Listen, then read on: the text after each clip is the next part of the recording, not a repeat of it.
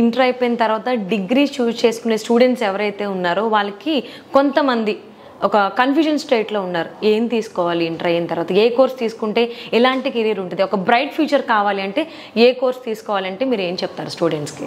Inter అయిపోయిన తర్వాత చాలా కోర్సులు ఉన్నాయి మేడం, కానీ ఇక్కడ తీసుకోవాల్సింది మూడు అంశాలు. ఒకటి స్టూడెంట్ ఇంట్రెస్ట్, మార్కెట్లో ఏ కోర్స్ ఫ్యూచర్లో డిమాండ్ ఉంటుంది, అలాగే ఎటువంటి కాలేజీలో జాయిన్ అవుతున్నాం. ఓకే, ఇక్కడ టెక్నికల్గా అయితే చాలా బీటెక్ రిలేటెడ్ కోర్సెస్ ఉన్నాయి. మేనేజ్మెంట్ అయితే బీబీఏ లాంటి అద్భుతమైన కోర్సు ఉంది. అలాగే ఏ కాలేజీలో చూస్ చేసుకుంటున్నాం అనేటువంటిది ఇక్కడ ఇంపార్టెంట్. సో అంటే ఇప్పుడు ఒకనొక టైంలో అయితే అందరూ బీటెక్ వైపే మొగ్గు చూపారు. బట్ ఇప్పుడున్న సిచ్యువేషన్లో బీటెక్ డౌన్ఫాల్ ఉందని ప్రతి చోట వింటూనే ఉన్నాం.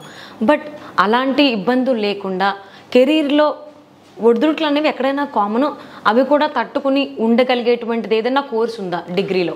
దీనికి ఒకటే ఒక సమాధానం, BBA, bachelor of business administration అనేటువంటి ఒక అద్భుతమైనటువంటి కోర్సు ఉంది. ఎందుకు ఇది అద్భుతమైన కోర్సు అంటే, బీటెక్ ఇవాళ చూస్తే తెలంగాణ రాష్ట్రంలో 170,000 మంది రాస్తే దాదాపు 80,000 మంది ఓన్లీ కంప్యూటర్ సైన్స్ మాత్రమే చూసుకుంటున్నారు.